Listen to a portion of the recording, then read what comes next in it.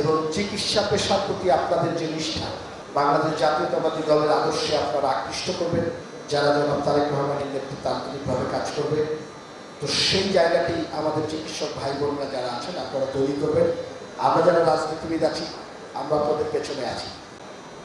আপনারা যারা ডাক্তার সাহেবরা আছেন,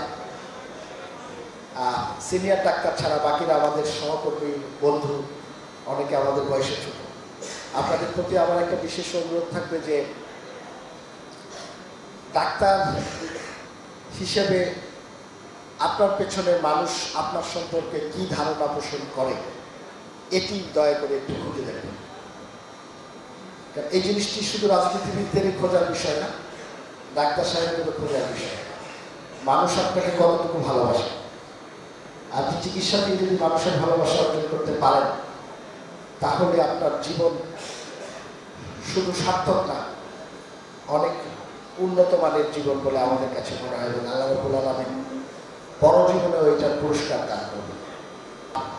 আমি আশা করব দীর্ঘ 17 বছর লড়াই সংগ্রামে আপনারা যারা ছিলেন, বিকাশ পেমেন্টে 10,000 টাকার বেশি অফার, শপিং চলছে তো।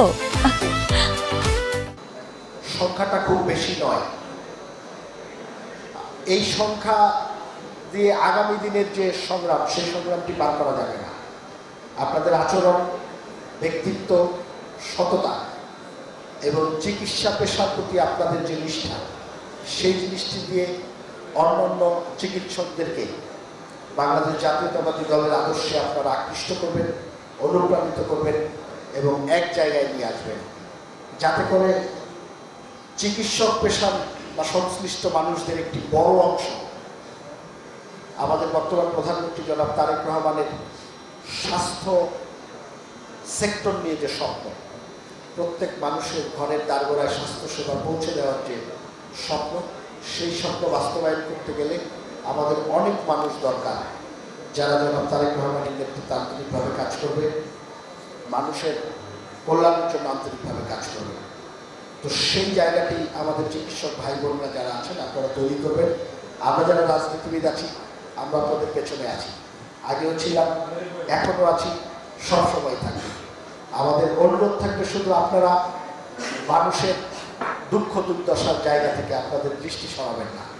আমরা আপনাদের সাথে সবসময় আছি, আপনারা সবাই আমাদের জন্য দোয়া করবেন। সামনের দিনগুলোতে স্বাস্থ্য সেক্টরে জনাব তারেক রহমানের ভূমিকা এবং আপনাদের মাধ্যমে সেই অনন্য উচ্চতায় নিয়ে যাবেন, সেটি আমরা প্রত্যাশা করি।